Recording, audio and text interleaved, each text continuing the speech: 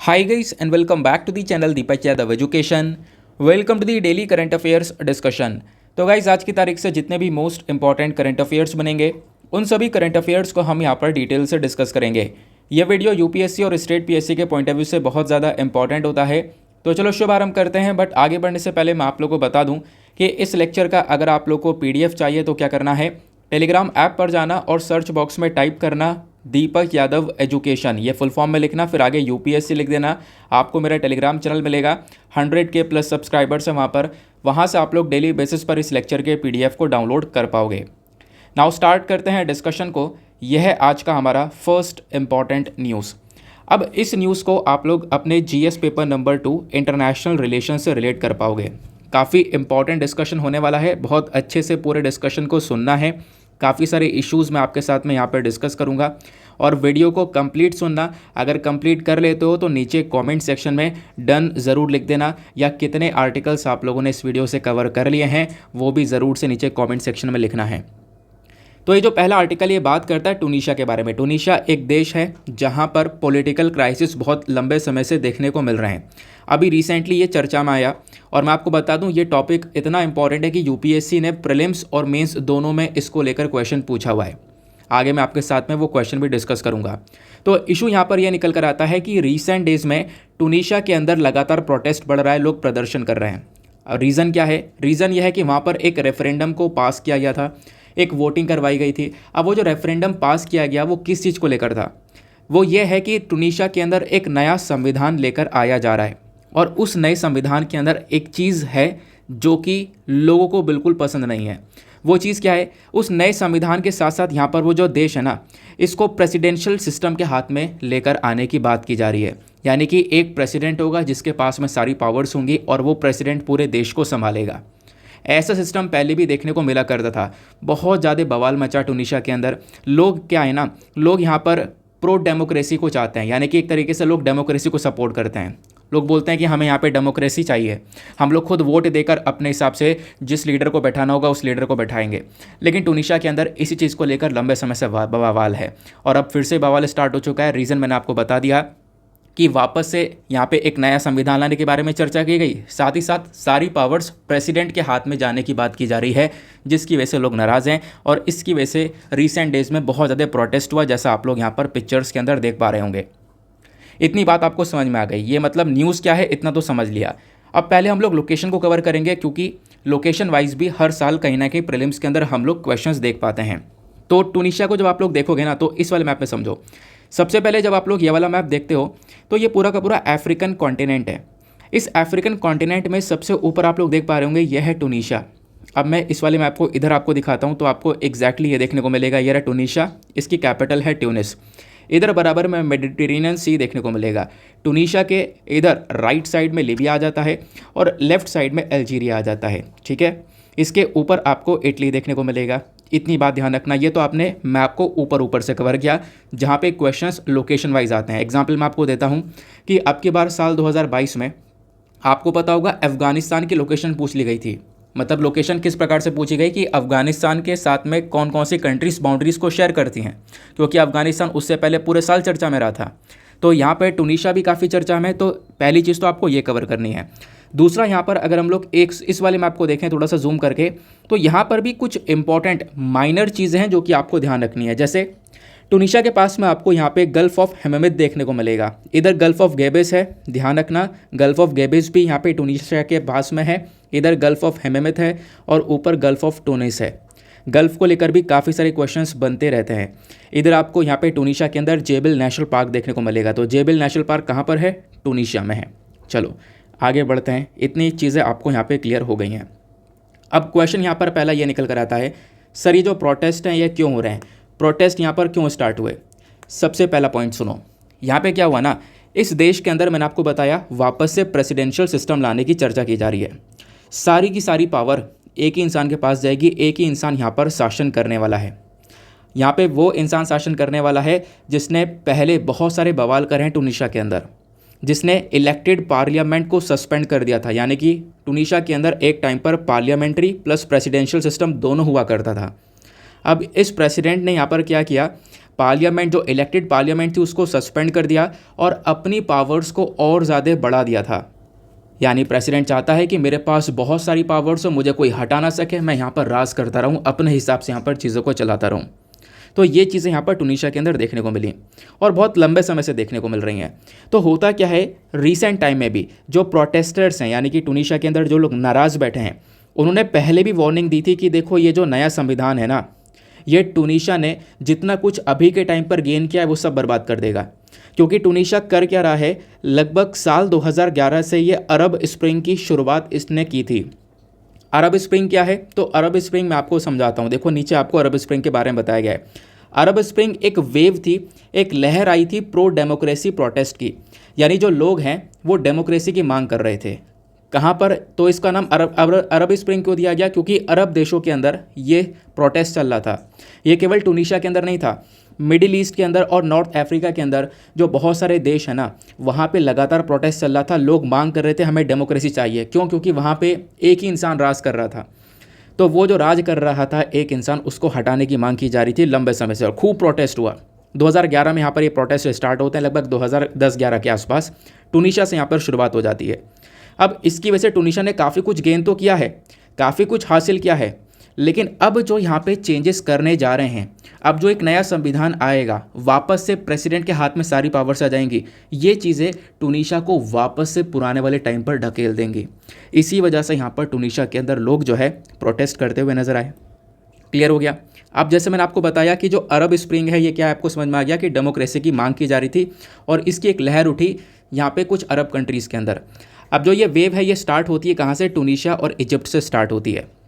अब यहाँ पर ये जो वेव स्टार्ट हुई, यानी कि यहाँ पे प्रोटेस्ट हुआ खूब सारा, और इस प्रोटेस्ट से क्या होता है, ये कंट्रीज़ काफ़ी कुछ हासिल करती हैं कि जो लोग उस समय शासन कर रहे थे उनको यहाँ पे इन्होंने, मतलब आप कह सकते हो उनकी सरकारों को गिरा दिया। इतने तगड़े प्रोटेस्ट यहाँ पर हुए थे। क्लियर हो गया।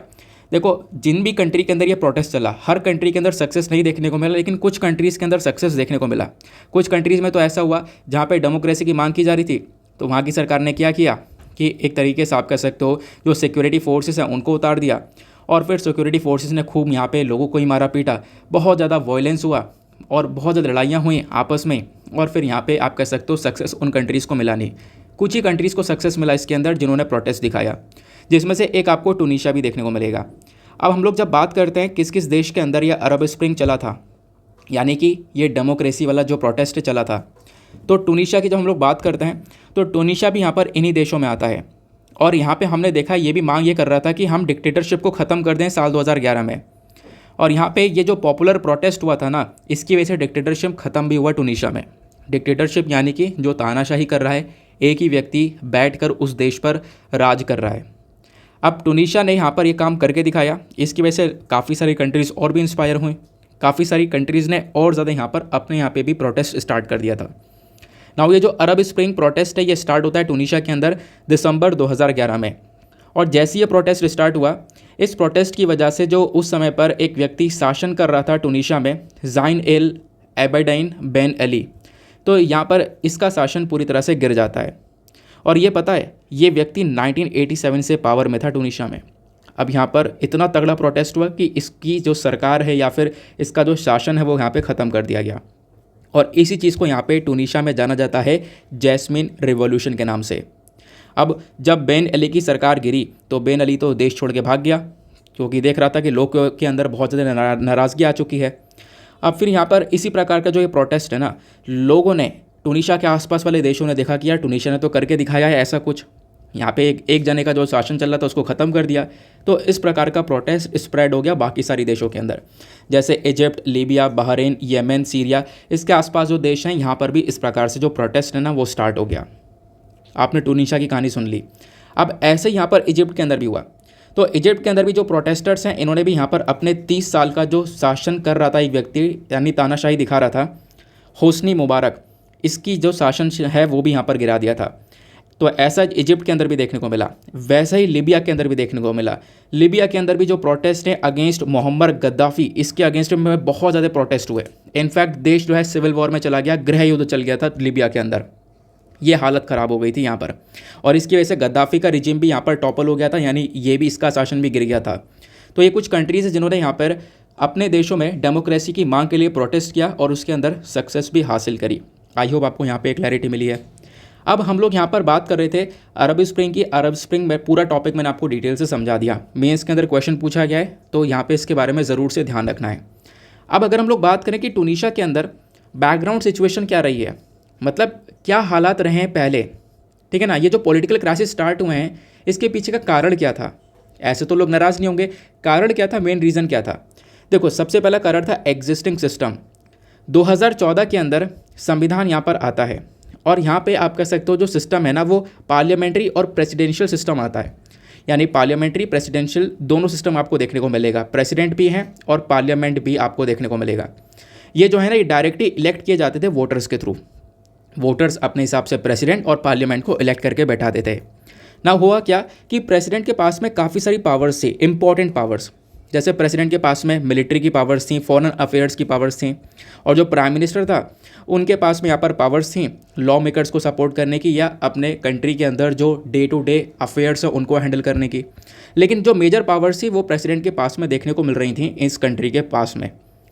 अब होता क्या है, प्रॉब्लम बहुत धीरे धीरे बढ़ने स्टार्ट हो जाती है। जैसे इस देश में क्या हुआ कि साल 2011 से लेकर साल 2021 के बीच में ऑलरेडी 9 बार सरकार बदल चुकी थी। ये हालात थे इसके, ये पॉलिटिकल क्राइसिस आपको देखने को मिलते थे। अब इतनी बार सरकार बदली, हालात वैसे ही ख़राब थे, इकोनॉमी वगैरह वैसे ही इस देश की पिट चुकी थी। कोविड-19 की वजह से यहाँ पर क्या होता है, साल 2019 में कोविड-19 आता है, दुनिया भर की हालत ख़राब हो जाती है। टूनीशिया की हालत और ज़्यादा बदतर हो जाती है। टूनीशिया एक ऐसा देश बनता है दुनिया भर में जहाँ पे सबसे ज़्यादा मौतें होती हैं इस कोविड की वजह से। तो लोगों के अंदर वापस से गुस्सा आया क्योंकि इकोनॉमिकली बहुत ज़्यादा डैमेज हो चुका था, हेल्थ केयर क्राइसिस आ रहे थे, लोगों के पास कोई कुछ बचा ही नहीं था। लोगों ने यहाँ पर खूब प्रोटेस्ट किया सरकार के अगेंस्ट में। पिछले साल जुलाई की बात है। अब यहाँ पर प्रोटेस्टर्स ने खूब ज़्यादा प्रोटेस्ट किया और फिर उसके बाद यहाँ पर आप देख पाओगे तब से ये प्रोटेस्ट लगातार हो रहे हैं।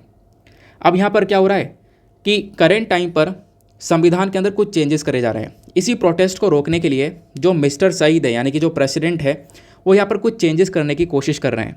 क्या चेंजेस करने की कोशिश कर रहे हैं, इनका कहना यहाँ पर यह है जो 2014 वाला संविधान था इसके अंडर में क्या होना था, जो कॉन्स्टिट्यूशनल कोर्ट है ना उसको सेटल करना चाहिए था। लेकिन कोई कोर्ट यानी कॉन्स्टिट्यूशनल कोर्ट, संवैधानिक कोर्ट बनाया ही नहीं गया। ऐसा है क्योंकि कॉन्स्टिट्यूशनल क्राइसिस बढ़ रहे थे, बहुत ज़्यादा क्राइसिस हो रहे थे। अब हुआ क्या, एक कोर्ट सेटल करना चाहिए था लेकिन वो कोर्ट बना ही नहीं। इसकी वजह से क्या होता है कि जो प्रेसिडेंट है ना अपने पास में सारी पावर्स ले लेता है। यानी कि यही हुआ काम कि संविधान के अंदर इन्होंने कुछ चेंजेस कर दिए थे पहले भी, तो प्रेसिडेंट ने अपने पास में सारी पावर्स ले ली थी। जैसे कि प्रेसिडेंट के पास पावर थी कि वो यहाँ पर स्टेट ऑफ इमरजेंसी डिक्लेयर कर सकता है, प्राइम मिनिस्टर को अपॉइंट कर सकता है कि वो सरकार चलाए, जो पार्लियामेंट है उसको सस्पेंड कर सकता है और पार्लियामेंट सस्पेंड हो जाएगी, या फिर आप कह सकते हो अपने आप को बहुत सारी पावर दे सकता है, इस व्यक्ति को कोई हटाया ना जा सके। तो इस प्रकार के चेंजेस यहाँ पर इस व्यक्ति ने करे। इससे लोग ना और ज़्यादा नाराज़ हो गए क्योंकि इस व्यक्ति ने देखा कि देश में प्रोटेस्ट बहुत हो रहा है और अपनी कुर्सी संभालने के लिए ये कुछ चेंजेस करे, अपने पास में सारी पावर्स लेने की कोशिश करी थी। तो यहाँ पे लोग काफ़ी नाराज़ थे, प्रोटेस्ट हुआ, सिचुएशन ख़राब हुई। करेंट टाइम पर सिचुएशन बहुत ज़्यादा बदतर है। अब यहाँ पर क्या बात की जा रही है, अब कुछ नए चेंजेस करने के बारे में बात की जा रही है।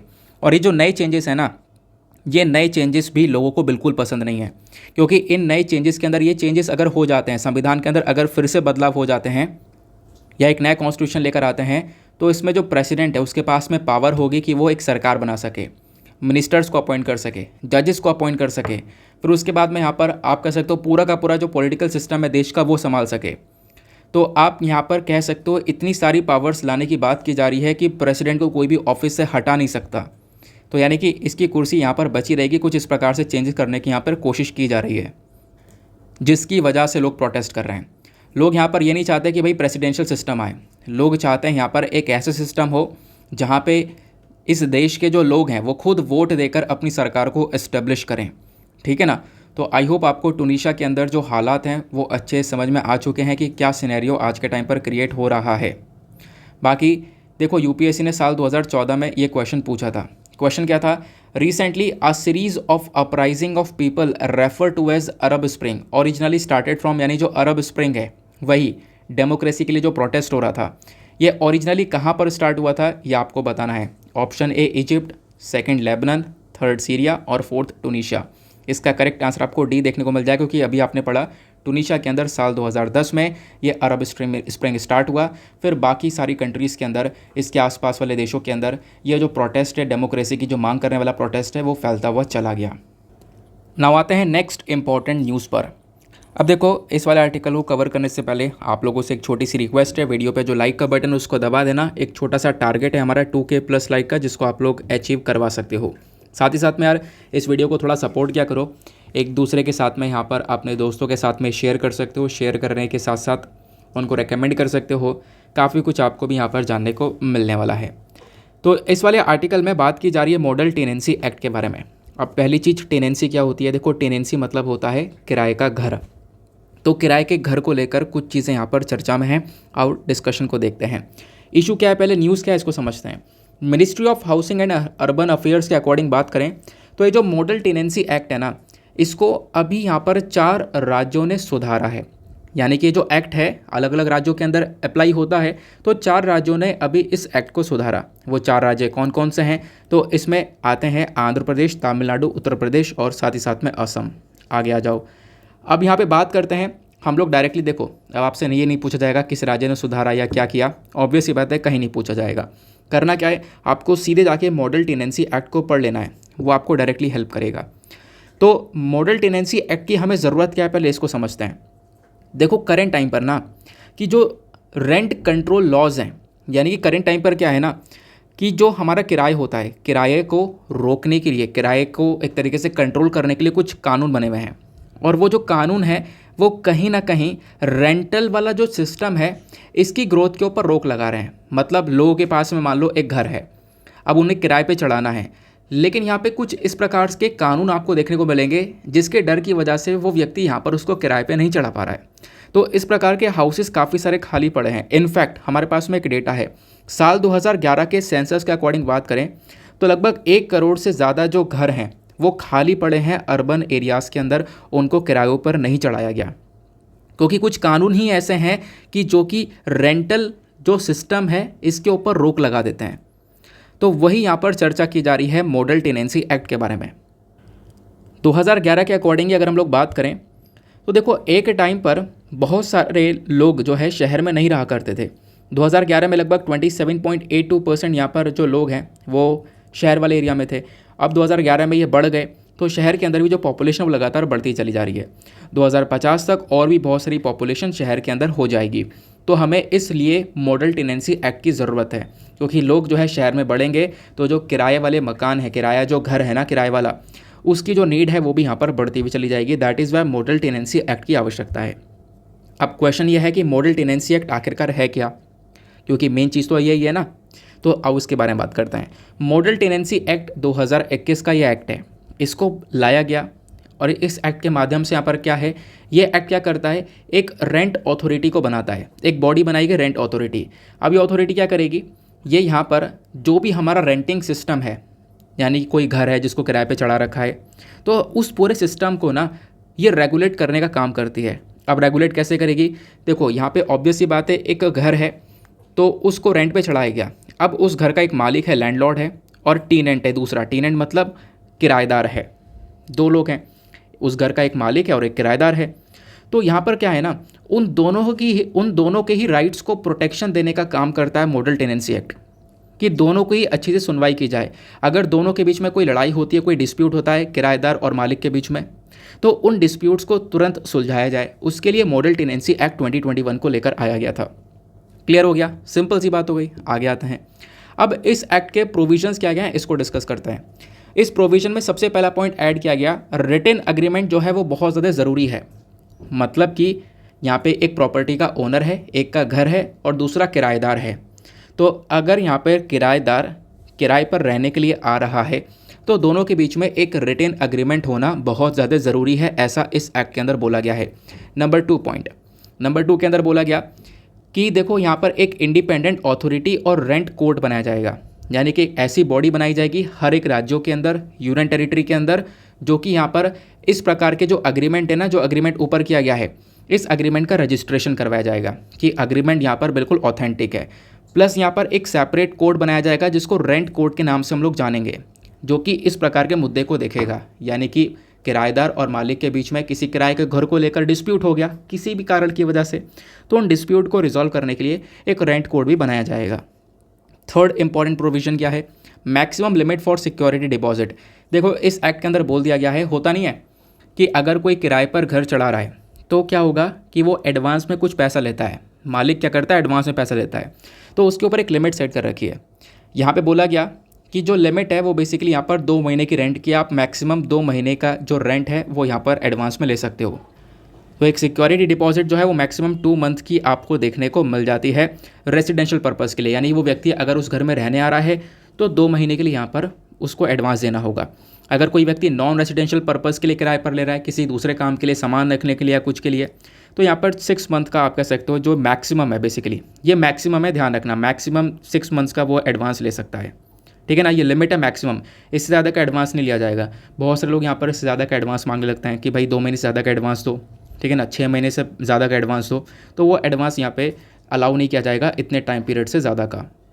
क्लियर हो गया ये वाला पॉइंट भी। नेक्स्ट पॉइंट को देखते हैं। अगले पॉइंट में बात की गई है rights and obligations of both landlord and tenant, यानी इस एक्ट के अंदर बोला गया कि देखो एक तरफ लैंडलॉर्ड है यानी उसका मालिक, मकान का मालिक, दूसरी तरफ यहाँ पर टेनेंट है, किराएदार, दोनों की कुछ ना कुछ रिस्पॉन्सिबिलिटीज़ बनती हैं। जैसे लैंडलॉर्ड रिस्पॉन्सिबल होगा कुछ स्ट्रक्चरल रिपेयर्स के लिए, मान लो कुछ चेंजेस होने उस एरिया के अंदर, उस मकान के अंदर कुछ बदलाव करना है, कुछ बड़ा चेंज करना है, तो यहाँ पर लैंडलॉर्ड की जिम्मेदारी है, मकान मालिक की जिम्मेदारी है। अब यहाँ पर मान लो कोई छोटे मोटे रिपेयर्स हैं, जैसे यहाँ पर नाली साफ़ करवाना हुआ, या फिर आपका कोई सॉकेट ख़राब हो गया, उसको सॉकेट को रिपेयर करवाना हुआ, किचन के अंदर कुछ रिपेयर करवाना है, अगर विंडो का ग्लास टूट गया उसको रिप्लेस करवाना है, तो ये जो छोटे छोटे काम है ये खुद यहाँ पर किराएदार के ऊपर होंगे, किराएदार इसके लिए रिस्पॉन्सिबल होगा, ऐसा यहाँ पर इस पर्टिकुलर एक्ट के अंदर बताया गया।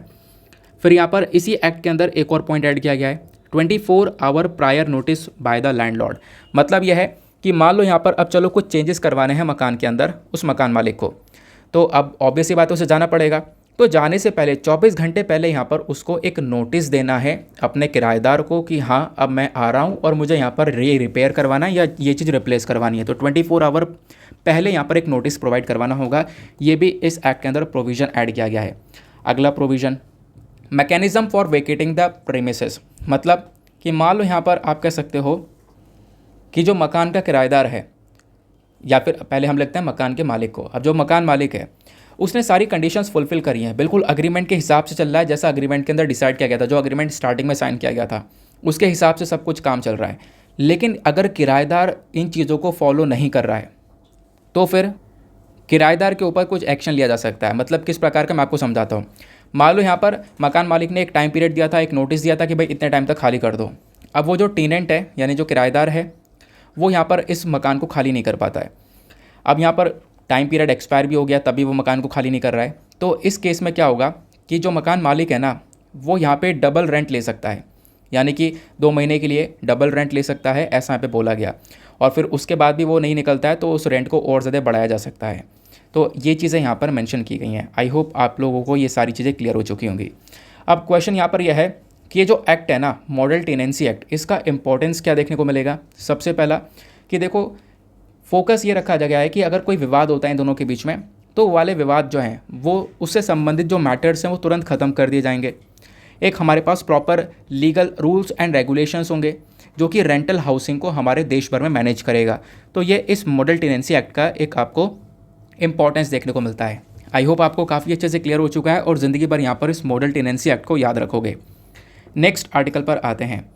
अगला आर्टिकल काफ़ी ज़्यादा इंपॉर्टेंट होने वाला है। ये जो इंपॉर्टेंट न्यूज़ है इसको आप लोग GS paper number 2 international relation से रिलेट कर पाओगे।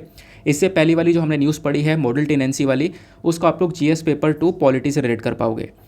तो यहाँ पर क्या न्यूज़ है, न्यूज़ ये है कि केयर की साइड से एक रिपोर्ट आई है। केयर क्या है आगे मैं आपको बताऊँगा।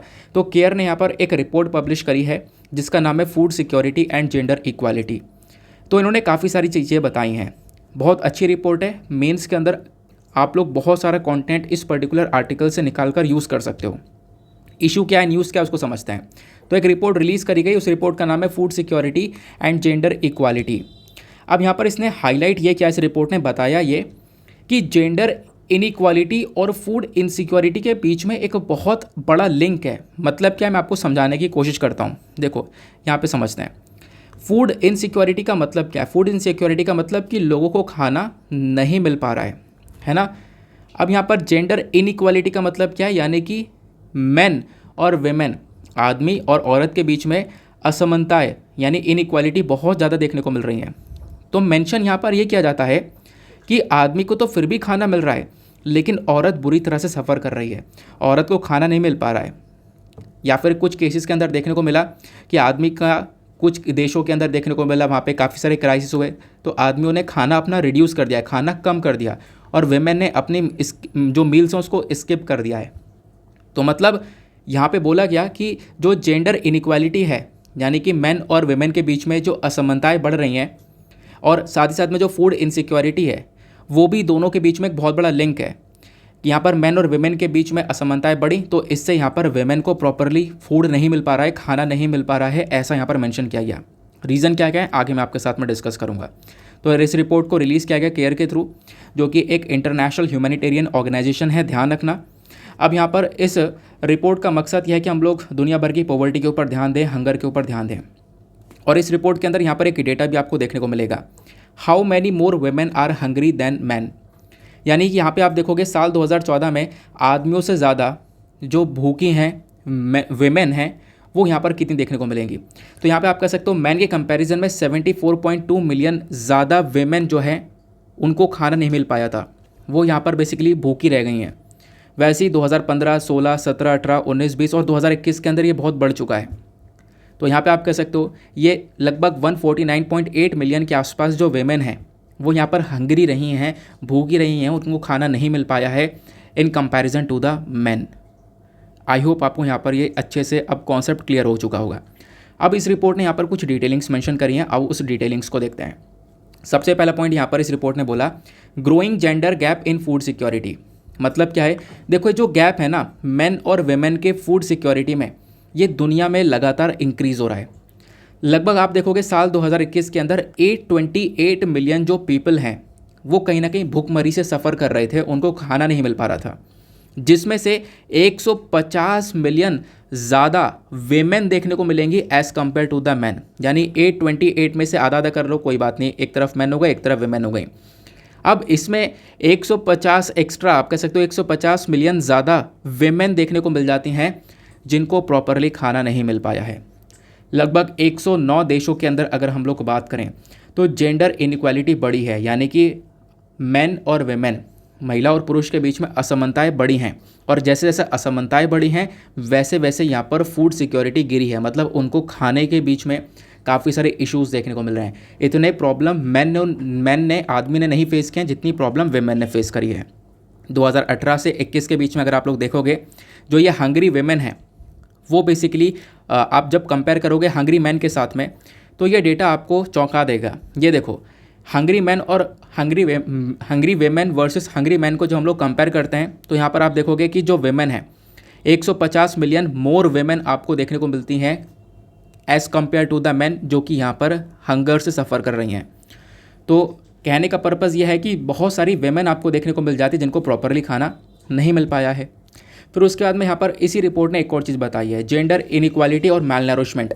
यानी कि जैसे जैसे जेंडर इनइक्वालिटी देखने को मिल रही है, यानी कि महिला और सदैव पुरुष के बीच में असमानताएं देखने को मिल रही हैं, तो इसकी वजह से माल नरिशमेंट में इंक्रीज़ हुआ है। क्यों? क्योंकि मैंने आपको बताया कि महिला को खाना नहीं मिल पा रहा। अब खाना नहीं मिल पाएगा तो मेल नरिशमेंट देखने को मिलेगा, कुपोषण देखने को मिलेगा, सही से खाना नहीं मिल पा रहा है, बॉडी का नरिशमेंट नहीं हो पा रहा है, अच्छी क्वालिटी का खाना नहीं मिल पा रहा है। और ऐसी प्रॉब्लम ना बहुत सारे देशों में देखने को मिली हैं, जैसे कि आप लोग देख पाओगे एग्जाम्पल दिया गया यहाँ पर येमेन का, येमेन हो गया, सियरा लियोन हो गई, चैड हो गया। तो यहाँ पर इस प्रकार से आपको ये कुछ कंट्रीज़ देखने को मिल जाएंगी जहाँ पर सबसे ज़्यादा प्रॉब्लम देखने को मिली है इस फूड सिक्योरिटी को लेकर। क्लियर हो गया? अब वेमेन के ऊपर बर्डन ज़्यादा पड़ा है, जैसे मैंने आपको ऑलरेडी बता दिया है। कोविड-19 की वजह से हालात और ज़्यादा ख़राब हुए। मैंने बताया कि हाँ मेंस ने तो क्या किया, खाना थोड़ा सा कम कर दिया, रिड्यूस कर दिया, लेकिन वेमेन ने अपनी मील को स्किप कर दिया है कि भाई यहाँ पे इस टाइम का खाना खाया ही नहीं है। तो ये प्रॉब्लम्स यहाँ पर बढ़ रही हैं। क्लियर हो गया? फिर उसके बाद इस रिपोर्ट ने एक बात और बताई है, ये है कि जो वेमेन रोज़गार के अंदर यहाँ के कोई काम कर रही हैं, यानी कि जो वेमेन एम्प्लॉयड हैं उनको थोड़ा बहुत खाना मिल पाया है, फूड इनसिक्योरिटी उनके अंदर कम देखने को मिली है। लेकिन जो वेमेन आप कह सकते हो कोई काम नहीं कर रही हैं, घर का काम कर रही हैं, तो उन्होंने बहुत प्रॉब्लम फेस करी है, ऐसा भी यहाँ पर मेंशन किया गया। आई होप आपको काफ़ी सारी चीज़ें अच्छे से क्लियर हो चुकी हैं। फिर एट द लास्ट यहाँ पर ये जो रिपोर्ट है कुछ रिकमेंडेशंस देती है, यानी कि हमें क्या क्या करना चाहिए उस चीज़ को लेकर यहाँ पर सुझाव देती है। जैसे पहले इन्होंने बोला कि जो देखो वेमेन है इनको यहाँ पर बहुत रिस्पेक्ट दो। पहली बात तो ये वेमेन दुनिया को चला रही है, एक इम्पॉर्टेंट पर्सनैलिटी आपको ये देखने को मिलेंगी, तो इनको यहाँ पर प्रॉपरली ट्रीट करना चाहिए। प्लस यहाँ पे जो ये फूड इनसिक्योरिटी वाली जो प्रॉब्लम है ना, इसको अंडरस्टैंड करें, इनइक्वालिटी को अंडरस्टैंड करें और उसके बाद में इनको एक प्रोटेक्शन दें और साथ ही साथ में यहाँ पर अलग से इनके प्रति काम किया जाए। जो जेंडर बेस्ड वायलेंस हो रहा है वो भी बहुत ज़्यादा हो रहा है वेमेन के प्रति, लड़कियों के प्रति, उस चीज़ को भी यहाँ पर रोका जाए। प्लस यहाँ पे जो हमारे पास में सस्टेनेबल डेवलपमेंट गोल्स हैं, आपको पता होगा टोटल 17 सस्टेनेबल डेवलपमेंट गोल हैं। इसमें से 5वां नंबर वाला बात करता है जेंडर इक्वालिटी की, यानी कि हमें जेंडर इक्वालिटी की तरफ काम करना चाहिए। मेन और वेमेन के बीच में जो ये असमानताएं हैं उसको बराबर करना चाहिए। तो जेंडर इक्वालिटी 2030 तक यहाँ पर करनी है, तो उसके लिए हमें अर्जेंटली कुछ ना कुछ एक्शन लेना पड़ेगा, ऐसा यहाँ पर कुछ रिकमेंडेशन दिया गया। आई होप आपको काफ़ी अच्छी तरीके से ये भी क्लियर हो चुका है। अब देखो यहाँ पर यूपीएससी ने प्रीलिम्स में ना इस आर्टिकल से संबंधित एक क्वेश्चन पूछा था। 2017 का आपको एक क्वेश्चन देखने को मिलेगा, which of the following gives global gender gap index ranking to the countries of the world. यानी जो ग्लोबल जेंडर गैप इंडेक्स है ना, यहाँ पर बेसिकली इस इंडेक्स को कौन लेकर आता है, आपसे ये क्वेश्चन पूछा गया है सिंपली। तो इसका करेक्ट आंसर आपको ए देखने को मिलेगा। वर्ल्ड इकोनॉमिक फोरम यहाँ पर इस प्रकार के से इंडेक्स को लेकर आता है। चलो आते हैं नेक्स्ट इंपॉर्टेंट न्यूज़ की तरफ। यहाँ पे अगली जो न्यूज़ है बात करती है एक इंपॉर्टेंट पर्सनैलिटी के बारे में जिनका नाम है लचित बोरफुकन। देखो इस वाले आर्टिकल को आप लोग जीएस पेपर नंबर 1 से रिलेट कर पाओगे, क्योंकि जीएस पेपर नंबर 1 के अंदर पर्सनैलिटी इन न्यूज़ का एक टॉपिक आपको देखने को मिलेगा। न्यूज़ क्या है? न्यूज़ ये है कि असम की सरकार ने क्या किया है, एक रिक्वेस्ट करी है और उस रिक्वेस्ट के अंदर ये बोला है कि जो लचित बोरफुकन जी हैं इनकी बहादुरता को टेक्स्ट बुक के अंदर लिखा जाए, जिस प्रकार से इन्होंने अपनी बहादुरता दिखाई थी। तो इस प्रकार से यहाँ पर ये न्यूज़ में आया। अब इनके बारे में हम लोग कुछ डिस्कशन करेंगे, जैसे कि यहाँ पर इनका जन्म होता है 24 नवंबर 1622 में चराइदेव के अंदर यहाँ पर इनका जन्म होता है, जो कि यहाँ पर अहोम किंग्स की पहली कैपिटल थी। तो यहाँ पर ये चीज़ ध्यान ही रखनी है, क्योंकि यहाँ से क्वेश्चन नहीं बनेगा। क्वेश्चन यहाँ पर ये बन सकता है, सबसे पहली बात अगर आप लोग देखोगे लचित बोरफुकन जी को, तो 2 बड़ी बड़ी बैटल्स के अंदर इनका एक बहुत बड़ा रोल रहा है। एक थी बैटल ऑफ अलाबोई। ये जो युद्ध है ये लड़ा गया था। ये दोनों ही बैटल मुगल आर्मी के अगेंस्ट में लड़ी गई थी। यह युद्ध भी यहाँ पर 5 अगस्त 1669 के अंदर लड़ा गया था अलाबोई हिल्स के अंदर। इसी वजह से इसको हम लोग बैटल ऑफ अलाबोई के नाम से जानते हैं। यहाँ पे बोरफुकन जी गुरिल्ला वॉरफेयर के अंदर यहाँ पर एंगेज होते हैं। ठीक है, अब गुरिल्ला वॉरफेयर के अंदर एंगेज होने के बाद यहाँ पर अटैक करते हैं, यानी कि आप कह सकते हो इनको देखते हैं, मतलब जो भी लोग हैं जैसे मुग़ल हैं, अब ये लोग इन्वेड करना चाहते थे उस एरिया को, यहाँ पर कब्जाना चाहते थे, असम को कब्जाना चाहते थे। लेकिन होता क्या, यहाँ पर इनका एक बहुत बड़ा रोल होता है और असम के अंदर जो अहोम है ना, अहोम्स, इन्होंने यहाँ पर कभी कब्ज़ा करने नहीं दिया, ठीक है, इन मुगल्स को। तो ये भी आप लोग को देखने को मिल जाता है। तो इसी वजह से लचित बोरफुकन जो हैं एक बहुत इंपॉर्टेंट पर्सनैलिटी हैं। तो आपने एक बैटल के बारे में पढ़ लिया है, ऊपर एक बैटल मतलब थोड़ी सी चर्चा हो रही है, ये तो आप हिस्ट्री में पढ़ोगे बैटल ऑफ अलाबोई। फिर उसके बाद में एक बैटल ये आती है, दूसरी बैटल के अंदर एक इनका बहुत बड़ा रोल रहा है, वो है बैटल ऑफ सरायघाट। तो लचित बोरफुकन जी की बहादुरता यहाँ पर देखने को मिलती है बैटल ऑफ सरायघाट के अंदर में, जहाँ पर मुगल्स को डिफीट करते हैं। मुगल्स यहाँ पर चाहते थे असम को कब्जाना, बट यहाँ पर कब्जा नहीं पाए, क्योंकि अहोम्स ने यहाँ पर अपनी खूब ज़्यादा बहादुरता दिखाई। अब जो ये बैटल ऑफ सरायघाट है ना, ये ब्रह्मपुत्र नदी पर लड़ा गया था, इस वजह से इसको हम लोग नेवल बैटल के नाम से भी जानते हैं। क्लियर हो गया? तो यहाँ पर अहोम्स की जीत हो जाती है। तो यहाँ पर लचित बोरफुकन जी भी एक अहोम है, ध्यान रखना। अब अहोम्स की जब यहाँ पर बात की जा रही है ना, तो अहोम्स वो थे जिन्होंने यहाँ पर असम को रूल किया लगभग 600 साल से भी ज़्यादा, और यहाँ पर ये अपने आप में एक लंबे समय तक शासन करने वाली डायनेस्टी बनी थी। काफ़ी बार मुगल्स ने कोशिश करी इसको कब्जाने की अहोम को, लेकिन यहाँ पर एक कब्जा नहीं पाए। यहाँ पर मुगल्स को काफ़ी बार हरा दिया अहोम्स ने, ये चीज़ आपको देखने को मिलेगी। प्लस सरकार का जो रिकग्निशन है लचित बोरफुकन जी को लेकर, वो एक अलग लेवल पर है। यहाँ पे अगर हम लोग बात करें तो बहुत सारी रिस्पेक्ट यहाँ पे हम लोग लचित बोरफुकन जी को पे करते हैं, जो कि हमेशा पे करनी भी चाहिए। एक वॉर मेमोरियल बनाया गया है सोल्जर्स के लिए, जो सोल्जर अलाबोई की बैटल में लड़े थे। ठीक है, जो भी सोल्जर यहाँ पर अलाबोई में लड़े थे उनके लिए यहाँ पर एक पूरा का पूरा मेमोरियल बनाया गया लचित बोरफुकन जी की 400वीं एनिवर्सरी के ऊपर। फिर उसके बाद आज के टाइम पर जो यहाँ पर आप कह सकते हो नेशनल डिफेंस एकेडमी है ना, ये नेशनल डिफेंस एकेडमी के अंदर जो बेस्ट कैडेट होता है, बेस्ट पर्सन होता है, उसको एक अवार्ड भी दिया जाता है, गोल्ड मेडल भी दिया जाता है। और वो जो गोल्ड मेडल है ना, वो यहाँ पर लचित बोरफुकन जी के नाम के ऊपर दिया जाता है हर साल। तो इस प्रकार से यहाँ पर सरकार लचित बोरफुकन जी को एक रिकग्निशन देती है, एक पहचान देती है। आई होप आप लोग को यहाँ पर यह वाला आर्टिकल भी काफ़ी अच्छे से क्लियर हो चुका है, तो ये बहुत ज़्यादा इंपॉर्टेंट था। नाउ आते हैं नेक्स्ट इंपॉर्टेंट न्यूज़ पर। अगली इंपॉर्टेंट न्यूज़ यहाँ पर बात करती है तेजस जेट्स फॉर डिलीवरी। बहुत इंपॉर्टेंट है, GS paper 3 defence and security के पॉइंट ऑफ व्यू से रिलेट कर पाओगे। इशू क्या है? इशू यहाँ पर यह है कि हमारी सरकार ने ना अभी यहाँ पर ऑफर किया है कि हम लोग 18 लाइट कॉम्बैट एयरक्राफ्ट जो कि तेजस है वो हम मलेशिया को दे रहे हैं। मलेशिया को हमारा ये वाला एयरक्राफ्ट बहुत पसंद आया। अब यहाँ पर मलेशिया इसको परचेज़ करना चाहता है, और आप कह सकते हो चाइना के, साउथ कोरिया के जेट्स को ठुकरा कर मलेशिया चाहता है कि इंडिया से मैं ये वाले जेट्स को परचेज़ करूँ। इसकी वजह से भारत ने ऑर्डर भी दिया है कि हम लोग यहाँ पर ये लाइट कॉम्बैट एयरक्राफ्ट को बनाएंगे, और हम लोग अभी बेच भी रहे हैं काफ़ी सारे देशों को। मलेशिया के बाद और भी कुछ कंट्रीज जो कि अपना इंटरेस्ट दिखा रही हैं। नाउ यहाँ पे हम लोग इसी वजह से तेजस जेट के बारे में पढ़ेंगे। तो तेजस जेट क्या है? ये एक लाइट कॉम्बैट एयरक्राफ्ट है, यानी लड़ाई में यूज़ करने वाला आपको ये विमान देखने को मिलेगा। अब यहाँ पर ये जो प्रोग्राम है ना लाइट कॉम्बैट एयरक्राफ्ट वाला, यह इसको स्टार्ट किया गया था हमारी भारत सरकार के थ्रू 1984 में। अब क्या होता है यहाँ पर, ये जो पूरा का पूरा जेट है इसको एस्टेब्लिश किया गया एरोनॉटिकल डेवलपमेंट एजेंसी के थ्रू, ताकि हम लोग क्या कर सकें, लाइट कॉम्बैट एयरक्राफ्ट प्रोग्राम को मैनेज कर सकें। और ये जो आपको जेट देखने को मिल रहा है तेजस जेट, इसने हमारे पुराने वाले जेट को रिप्लेस कर दिया है, जो कि मिग 21 है। मिग 21 काफ़ी पुराने हो चुके हैं और काफ़ी उम्र भी हो चुकी है उनके, तो उनको रिप्लेस कर दिया गया है। बाकी इन तेजस जेट को डिज़ाइन किसने किया है? तो डिज़ाइन आप देख पाओगे department of defence research and development ने किया है, और मैन्युफैक्चर किसने किया है? तो बनाया है हमारी खुद की कंपनी हिंदुस्तान एरोनॉटिक्स लिमिटेड ने। फीचर्स की बात करें तो काफ़ी हल्का है, छोटा है, अपने आप में मजबूत आपको देखने को मिलेगा।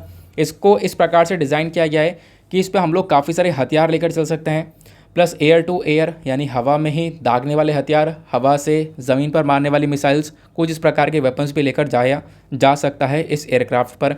तो ये यहाँ पर इस एयरक्राफ्ट की खासियत देखने को मिलती है। Air to air refuelling capability है, यानी कि मान लो इसमें फ्यूल ख़त्म होता है तो हवा में यहाँ पर फ्यूल भर दिया जाएगा, इस प्रकार की कैपेबिलिटी है। प्लस मैक्सिमम जो पेलोड कैपेसिटी है, यानी कितना वज़न ये लेके उड़ सकता है, तो 4000 किलोग्राम लेके उड़ सकता है। मैक्सिमम स्पीड इसकी माक 1.8 की है, और ये जो एयरक्राफ्ट की रेंज है वो लगभग 3000 किलोमीटर तक ये ट्रैवल कर सकता है। तो इसी वजह से यहाँ पर इसकी काफ़ी सारी खास बात आपको देखने को मिलती है। और इस तेजस के ना अपने आप में काफ़ी सारे वेरिएंट्स हैं, जैसे कि आता है तेजस ट्रेनर पहला। अभी जो तेजस ट्रेनर है ये क्या है? ये 2 सीटर वाला ऑपरेशनल कन्वर्जन ट्रेनर है, यानी कि जो हमारे पायलट्स हैं ना एयरफोर्स के, उनको ट्रेनिंग देने के लिए इसका इस्तेमाल किया जाता है। नंबर 2 आपको देखने को मिल जाएगा लाइट कॉम्बैट एयरक्राफ्ट नेवी। अब यहाँ पर ये ट्विन और सिंगल सीट कैरियर कैपेबल देखने को मिलेगा, इंडियन नेवी के लिए है। उसके बाद यहाँ पे लाइट कॉम्बैट एयरक्राफ्ट तेजस नेवी MK2 देखने को मिलेगा। फिर उसके बाद में यहाँ पर एक और वेरिएंट नज़र आता है, वो है लाइट कॉम्बैट एयरक्राफ्ट तेजस मार्क 1A आपको देखने को मिल जाता है। तो ये कुछ यहाँ पे आपको देखने को मिल जाते हैं वेरिएंट्स हैं किसके? तेजस के। तो तेजस चर्चा में था, तो तेजस को लेकर ये जो भी इन्फॉर्मेशंस आपको दी गई हैं इसको अपने पास में ज़रूर स्टोर करके रखना, आपको ये बहुत हेल्प करेगा। तो ये ओवरऑल पूरा का पूरा डिस्कशन था हमारा। काफ़ी सारी जानकारी आप लोगों ने ली होगी, और जो भी चीज़ें हमने डिस्कस करी हैं वो सारी चीज़ें आपके एग्ज़ाम के लिए बहुत रेलिवेंट हैं, क्योंकि काफ़ी सारे क्वेश्चंस भी मैंने आप लोग को दिखा दिए हैं। ये आपको मेंस और प्रीलिम्स दोनों में हेल्प करेगा, ठीक है ना। नाउ इसी के साथ में हम लोग अपने लेक्चर को करेंगे समाप्त। अच्छा, एक चीज़, अब आप कहते हो रिवीजन करवा दें, चलो फटाफट रिवीजन कर लेते हैं एक बार। सबसे पहले हम लोग पहले आर्टिकल में डिस्कस कर चुके हैं तुनीशिया के अंदर जो पॉलिटिकल क्राइसिस है उसके बारे में। तो तुनीशिया के अंदर प्रोटेस्ट स्टार्ट हुए, क्योंकि तुनीशिया चाहता है कि हम एक डेमोक्रेसी की तरफ आगे बढ़ें, हमें एक डेमोक्रेसी चाहिए। लेकिन तुनीशिया के अंदर क्या हो रहा है, संविधान के अंदर कुछ चेंजेस करे जा रहे हैं, और चेंजेस करने के लिए यहाँ पर आप कह सकते हो होगा क्या कि वहाँ के जो प्रेसिडेंट है उसके पास में बहुत सारी पावर्स आ जाएंगी, जिससे कि लोग काफ़ी ज़्यादा नाराज़ हैं। तो तुनीशिया के अंदर हमें ये देखने का मिला। बाकी दूसरे न्यूज़ में हमने डिस्कस किया मॉडल टेनेंसी एक्ट के बारे में। तो मॉडल टेनेंसी एक्ट के बारे में चर्चा की गई है, क्योंकि काफ़ी सारे इंप्रूवमेंट यहाँ पर किए गए हैं। मॉडल टेनेंसी एक्ट की ज़रूरत क्या है मैंने आपको बता दिया, क्योंकि यहाँ पर हमारे देश में क्योंकि अभी बहुत सारे घर खाली पड़े हुए हैं, और इस चीज़ को लेकर काफ़ी सारे इश्यूज़ भी उठते हैं, तो इसके लिए इस एक्ट को लेकर आया गया। तो यहाँ पे जो किराएदार है प्लस उसके साथ साथ जो मकान मालिक है उसके बीच में जो भी डिस्प्यूट्स होते हैं उनको भी टैकल करने के लिए मॉडल टेनेंसी एक्ट को लेकर आया गया है। इसके की प्रोविजंस क्या हैं, सारी डिटेल से अभी हमने डिस्कस किए। देन नेक्स्ट आर्टिकल में हमने पढ़ा था food security and gender equality के बारे में। तो केयर ने एक रिपोर्ट पब्लिश करी है जहाँ पे बताया कि दुनिया भर में फूड इनसिक्योरिटी को लेकर क्राइसिस काफ़ी सारे देखने को मिले। हुआ क्या कि आदमियों को तो प्रॉपर खाना मिला, लेकिन वेमेंस को काफ़ी कम खाना मिला है, काफ़ी बार मिला ही नहीं है। तो इस प्रकार की एक इनइक्वालिटी देखने को मिली है। अगले आर्टिकल में, अगले इंपॉर्टेंट न्यूज़ में हमने एक इंपॉर्टेंट पर्सनैलिटी के बारे में चर्चा की थी, लचित बोरफुकन जी के बारे में। तो असम की सरकार चाहती है कि इनकी बहादुरता के बारे में टेक्स्ट बुक के अंदर इंक्लूड किया जा सके। अब यहाँ पर क्या है, इन्होंने मुगल आर्मी को हराया, बैटल ऑफ अलाबोई और बैटल ऑफ सरायघाट के अंदर इनका एक बहुत बड़ा रोल था। अहोम्स यहाँ पर ये कहलाते थे। अहोम्स कौन थे ये मैंने आपको बताया। फिर उसके बाद में अगले आर्टिकल में हम लोगों ने तेजस जेट्स के बारे में डिस्कशन किया। मलेशिया को हम लोग ये तेजस दे रहे हैं। तेजस क्या है, एक लाइट कॉम्बैट एयरक्राफ्ट है।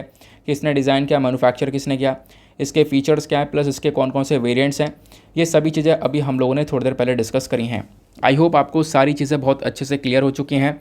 और मेक श्योर करना इसका PDF आप लोग डाउनलोड कर लो मेरे टेलीग्राम चैनल से, दीपक यादव एजुकेशन UPSC टाइप करना, आपको वो चैनल मिल जाएगा। नाउ मिलते हैं आप लोगों से अगले वीडियो में। आज के लिए bye bye, have a nice day, thank you and जय हिंद।